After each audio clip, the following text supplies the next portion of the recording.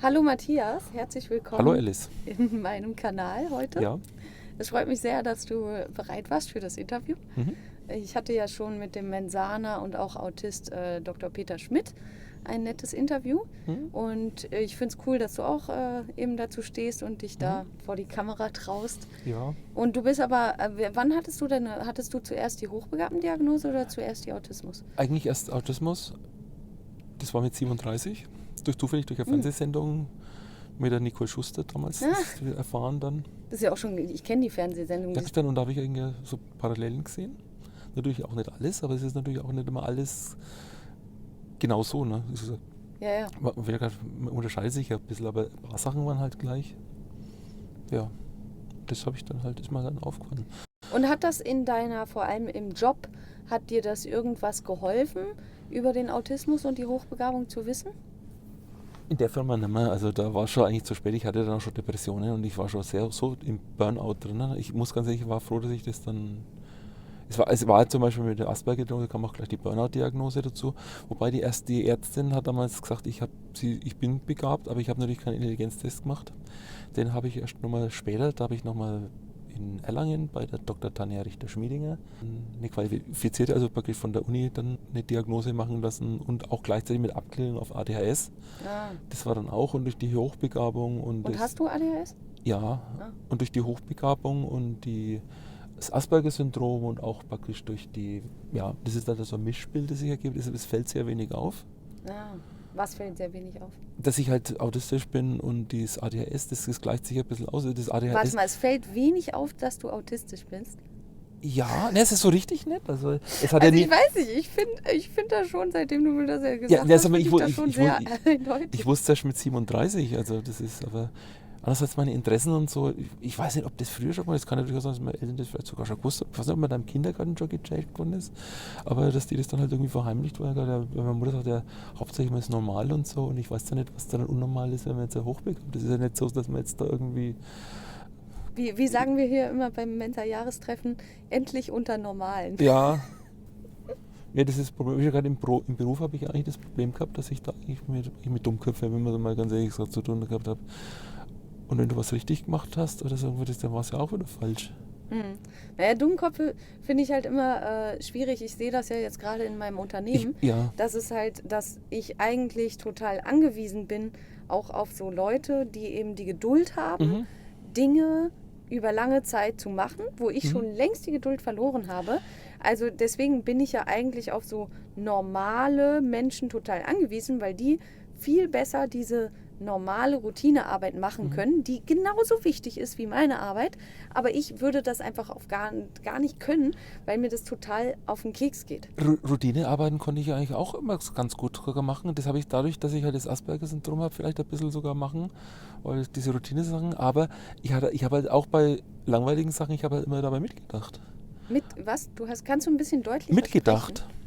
Das ist ja manche Leute, die denken ja praktisch, die denken halt einfach nicht, die machen es einfach. Und da kommt ein wenig Mist dabei raus und das Ja. habe ich halt versucht zu vermissen. Also wenn das Ergebnis nicht gut war, dann war ich damit halt nicht zufrieden. Und es war halt immer auch mal, es hat mich halt, ohne dass ich es wusste, hat mich das halt immer extrem belastet und angestrengt. Mhm. Und es ist ja nicht mein erster Burnout gewesen, wobei es andere vielleicht sogar teilweise Boreouts waren. Ja. Ist ja fast das Gleiche eigentlich, nur halt Es sind die irgendwie gleichen ähnlich, Symptome, es ist nur, dass Boreout eben durch Langeweile entsteht, weil man sich Mhm. nicht gefordert fühlt Mhm. und Burnout, weil man sich eben viel zu sehr gefordert fühlt. Ja. Nee, es ist, ja, da war es eigentlich, aber ich bin nicht so gefordert worden, das, was ich kann halt, sondern, okay, sag mal, dieser Job war einfach unerträglich. Die Kollegen eigentlich, der Abteilungsleiter, wer am lautesten sperrt, der kriegt den Wurm. Weil der hat Aber immer, ist ja generell im Leben heute ja, nicht also so geil. er war halt relativ unfähig und er hat diese Unfähigkeit mit lautem Geschrei kompensiert. Also das ist schon eigentlich schon sehr dreist eigentlich. Choleriker. Ja, also ich habe mal geschaut, da gab es mal so eine Seite, Stupidedia, Sie haben keine Ahnung, wir auch nicht. Das ist irgendwie ich weiß nicht genau, wie es genau ist, die Enzyklopädie von, keine Ahnung. Und da stand die verschiedenen Arten von Choleriker aufgeschrieben, da habe ich festgestellt, der ist alle. Ja, ich will gerade, was ich jetzt sage, Dummköpfe ist, ich will sagen, dass Menschen, die wenig intelligent sind, das sind keine Dummköpfe. Nee, Nur, finde ich was falsche ich schlimm, Aussage. was ich schlimm, das sind diese Dummköpfe, die dann praktisch das nicht einsehen wollen, oder die meinen, die kommen sich wahnsinnig schlau dabei vor. Ja, das verstehe ich, ja. Und dann praktisch und nicht einmal reflektiert sind und überhaupt einfach, ich bin das Dunning-Kruger halt, der Peak of Mount Stupidness. Und da gibt es ja manche wirklich, die leben da und die kommen sich da wahnsinnig gut vor und die kommen über diesen Punkt auch nie hinweg, weil sie ja glauben, es passt ja alles, ne? Ja. Gibt es noch etwas, was du wichtig findest, vielleicht auch für zum Beispiel junge Menschen, die jetzt eine Autismusdiagnose haben? Was würdest du denen mitgeben aus deiner Erfahrung? Sag mal, im Moment ist es schwer. Ich habe halt sehr schlechte Erfahrungen gemacht. Also ich habe noch nichts erreicht im Moment eigentlich. Was ich immer machen möchte, ich habe immer vor, ich möchte eigentlich jetzt gerade für hochbegabte Menschen und so auch, ich habe immer die Idee vergessen, so ein Projekt zu machen, aber ich kann es natürlich nicht, ich kriege das nicht auf die Reihe. Du hattest von so einem Mensa-Park gesprochen. Park, ja, das ist praktisch so, also war schon wie so eine Lebensgemeinschaft oder so halt, wie so ein Areal, wo halt hauptsächlich, wo man auch die Möglichkeiten hat, zum Beispiel seine Ideen und dass man auch die Gerätschaften und auch Software zum Beispiel. Es ist ja manchmal so, du hast ja zum Beispiel, du könntest was machen, wenn du hast zum super Ideen, aber hast kein Geld halt. Ja, genau. Weil und gestern zum Beispiel hatte bei einem Stammtisch ein Mensaner erzählt, dass sein Sohn Blockflöte spielt und dann eben richtig gute Flöten brauchte und aber kein Geld dafür hatte und dann einfach plötzlich bei seinem Vater ankam, ja, ich kaufe mir jetzt 2 neue Blockflöten für 5.000 € und er so, woher kriegst du das Geld? Ja, von dir. Und dann hat er gesagt, ja, ich habe da so einen Millionär angesprochen. Und er findet das gut, er fördert das jetzt. Man muss, glaube ich, auch einfach nur Ideen haben, man muss von seiner Idee total überzeugt sein. Und dann hat man auch den Mut, zu Leuten einfach hinzugehen und zu sagen, ey, du hast doch genug Geld, das kann ich leider nicht. Wenn man die Leute eben überzeugt, dass es auch was bringt, dann, glaube ich, kann man gut an Ja, das ist durchs Asperger so kann ich das nicht. Und ich von Millionären und so, da hätte ich auch ein bisschen, ich mag mal so die normalen, also nicht normalen, sondern Menschen, die nichts haben. Weißt du, ich kenne Millionäre, die sind auch total normale Menschen. Ja, aber weißt du? Ja, ich sag mal, ich wüsste jetzt nicht, manchmal merkt man es ja auch gar nicht an, dass jetzt Millionäre sind. Das ist jetzt nicht, die laufen jetzt nicht unbedingt so. Teilweise laufen die sogar mit ausgerissenen Jeans rum. Nee, ja, warum auch nicht? Das kann auch ein Designer-Jeans sein. Es muss ja nicht jeder gleich vollkommen obersnobbt sein. Sie sind ja total obergesnobbt. Ja. Oder was auch manche, ich sag's immer, das ist, was ich auch oft gedacht habe, wenn ich sage, ja, ich arbeite da nichts, weil ich kann einfach so in dem System nicht.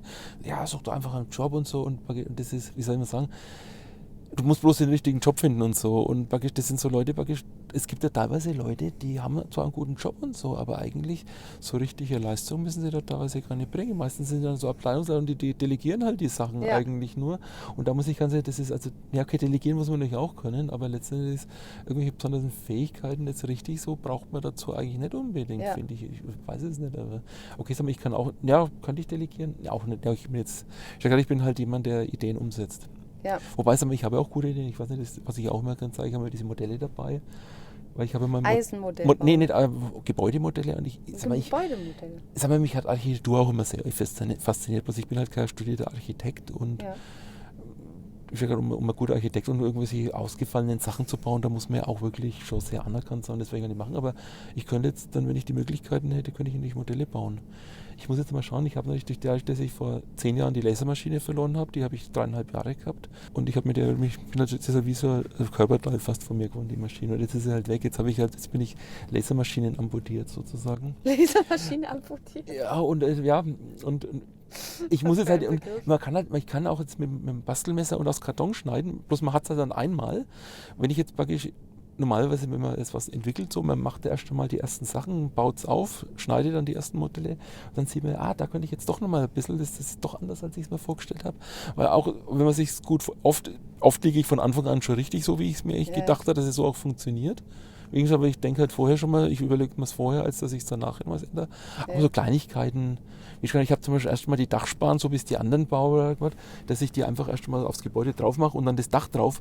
Dann hast du aber das Problem, dass das Dach, wenn das nicht 100% klar ist, dann hast du zwischen der Dachsparre und dem Dach dann kannst du dann durchschauen und das ist ja, nee. Und ich habe dann eins gemacht, ich habe die Dachsparren dann einfach ans Dach geklebt, nur kurze Stücke, dass die halt so drüber schauen. Und dann habe ich das in die Aussparung und habe es dann da reingesetzt und es schaut besser aus, als wenn du es andersrum magst.